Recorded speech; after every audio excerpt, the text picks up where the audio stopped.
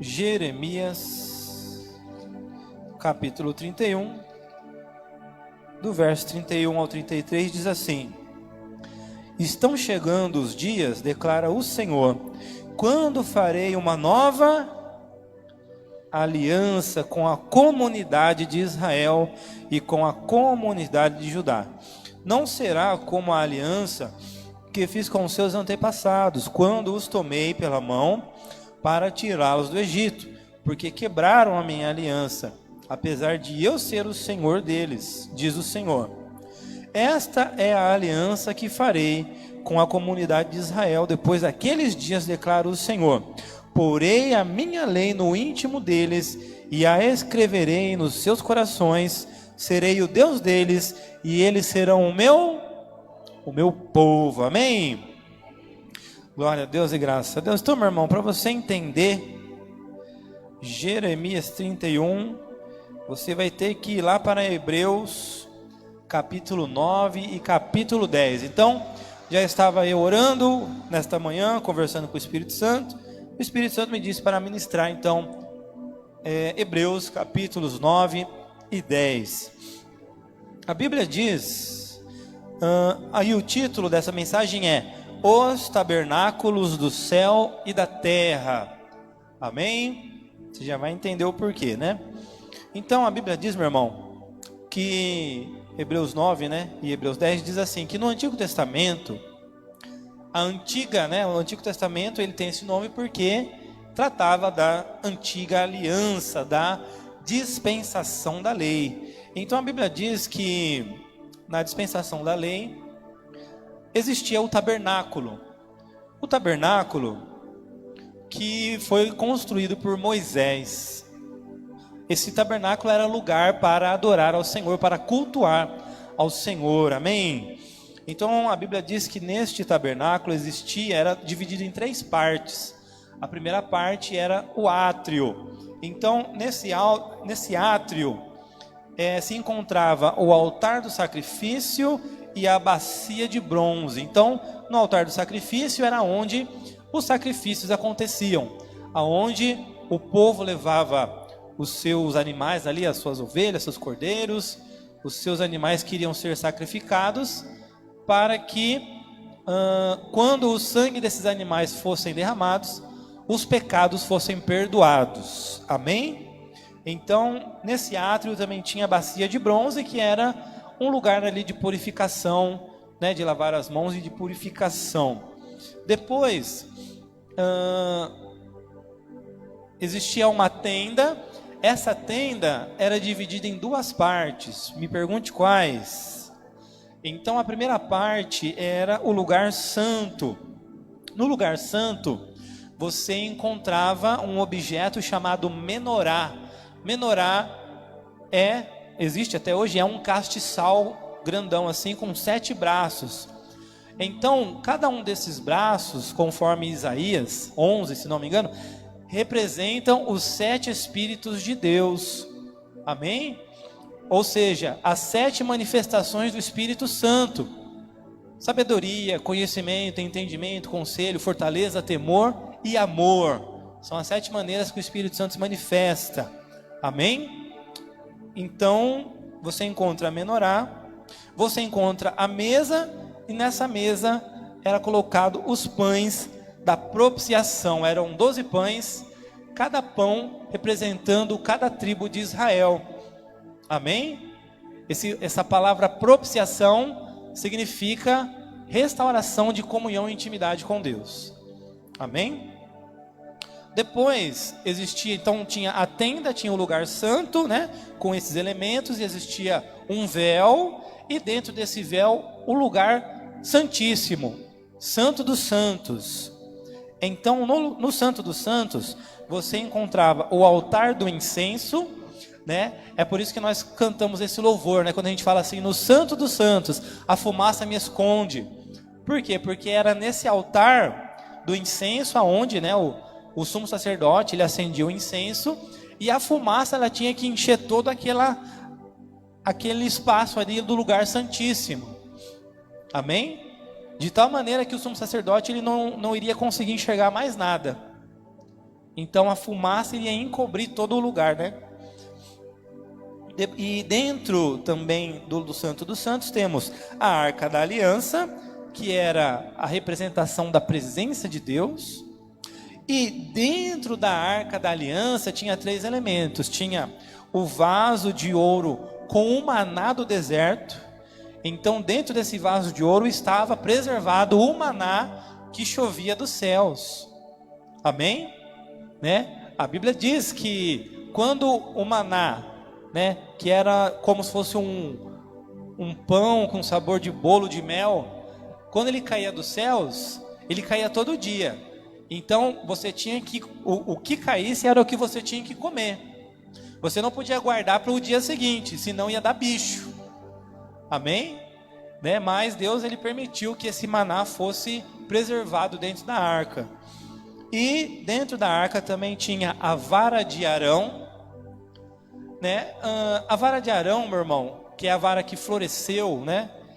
Porque chegou um momento onde os levitas se levantaram contra Arão. E eles falaram assim: mas como assim? Por que Arão tem que ser o sumo sacerdote? A gente também é levita. Aí deu aquela briga, aquela confusão. Aí Deus falou assim: olha, peguem varas, né? Vamos deixar as varas ali num cantinho ali. A vara que florescer, o dono dessa vara que florescer vai ser o sumo sacerdote. Aí a vara que floresceu foi a vara de Arão. Então essa vara estava preservada também dentro da Arca da Aliança. E também tinha as tábuas da aliança, que não eram as primeiras, mas já eram as segundas tábuas da aliança, porque as primeiras Moisés quebrou, né? Agora não sabemos se Moisés quebrou porque estava com raiva do povo, porque Moisés ficou 40 dias no monte lá recebendo a lei, os 603 mandamentos da lei, gravou em tábuas de pedra. E quando quando Moisés desce para ver o povo estava idolatrando um bezerro de ouro. Aí não sabemos se Moisés quebra por raiva ou se ele quebra para não mostrar a lei para o povo. Porque se o povo lesse a lei, iria falar o quê? Que os idólatras iriam ser apedrejados. Amém, querido? Então Moisés quebra e Moisés teve que fazer novamente 40 dias de jejum no monte para receber as segundas tábuas da lei. E aí sim, essas tábuas estavam também preservadas dentro da Arca da Aliança, né? Ou seja, dentro da Arca da Aliança, meu irmão, só estava guardado coisas que deram confusão, né? O maná também teve um momento que deu confusão. Teve uma hora que choveu tanto maná que o povo estava enjoado de maná. A gente não quer mais maná, a gente quer codornizes, queremos comer carne de aves. A Bíblia diz, meu irmão, que Deus fez cair tanta ave do céu que ficou 1 metro de altura assim de ave e espalhado por quilômetros. E Deus falou assim: vocês vão ter que comer tudo. Se vocês não comer tudo, vai ter uma praga no meio do povo. Vocês vão comer até o frango sair pelo nariz. É o que a Bíblia diz, amém, meu irmão? Então dentro da arca só tinha coisa que deu confusão, né? Olha só que interessante, né? Era só coisas que lembravam a rebelião do povo. E é por isso que em cima da arca existia uma tampa chamada propiciatório. E nessa tampa tinham esculturas de querubins. Amém? Então, uma vez no ano, vinha o sumo sacerdote no lugar santíssimo, enchia o lugar de fumaça, ele fazia um sacrifício pela vida dele e também por toda a nação, e aquele sangue era passado ali naquela tampa onde tinha os querubins. Então na hora que o sangue era passado, né, antes do sangue ser passado, Deus olhava para a arca e só via a rebelião do povo. Mas quando o sangue era passado, Deus olhava para a arca e o sangue cobria a rebelião. Então era como se o povo tivesse sido perdoado. Amém? Então, todos os anos, uma vez no ano, o sumo sacerdote tinha que cultuar a Deus dessa maneira. Amém? Então, querubins da glória na tampa do propiciatório.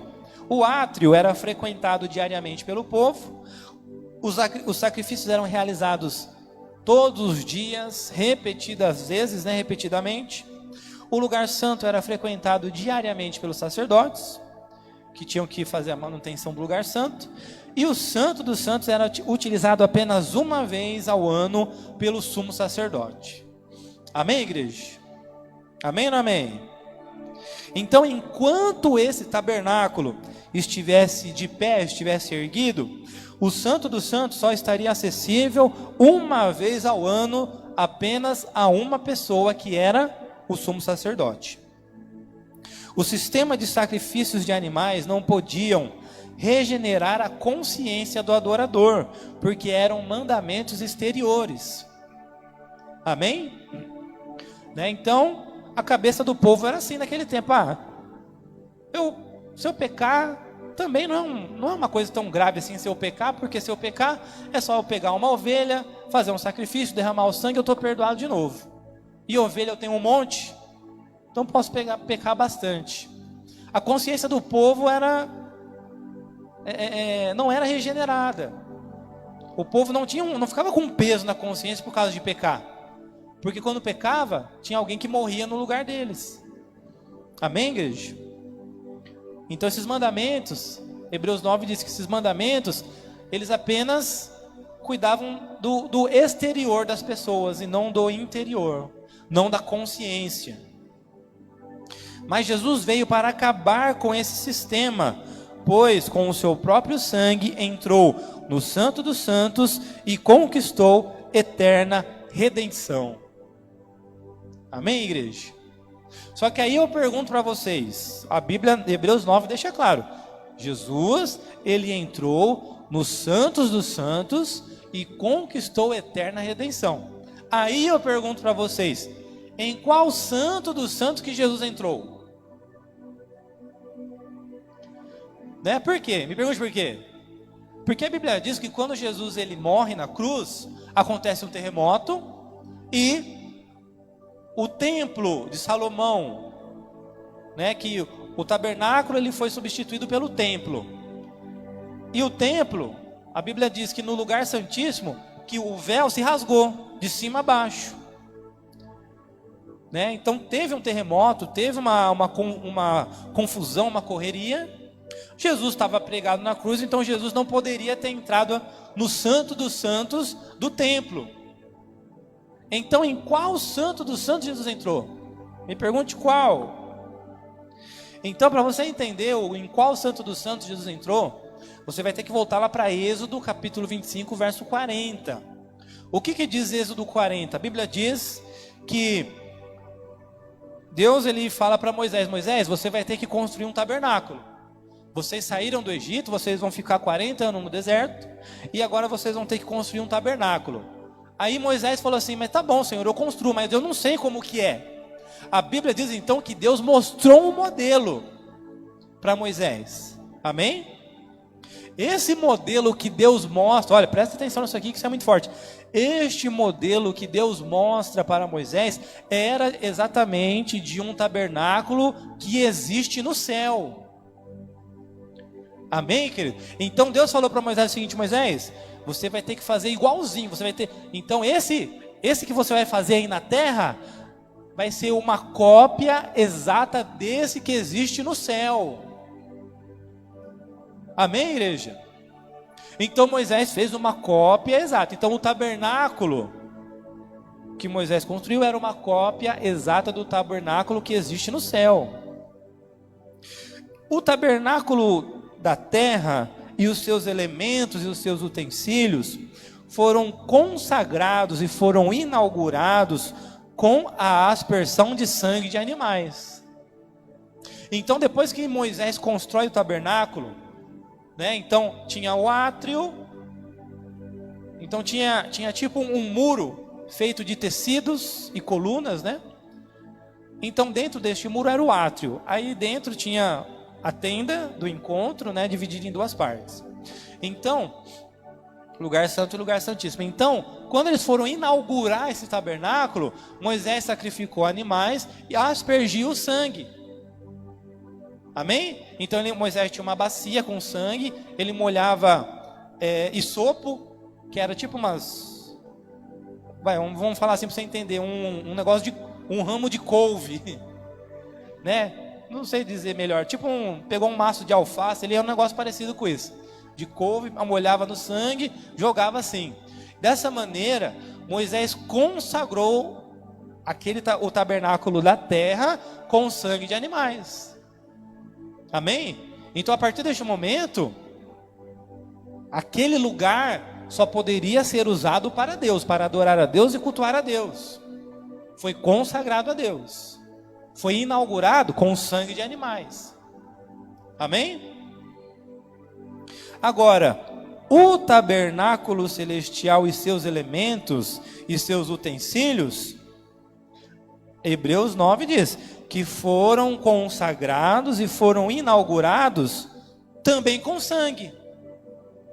Mas com o sangue de quem? O sangue do Senhor Jesus. Amém? Ou seja, o tabernáculo terreno construído por Moisés, ele foi construído para o Antigo Testamento, para a dispensação da lei, a antiga aliança.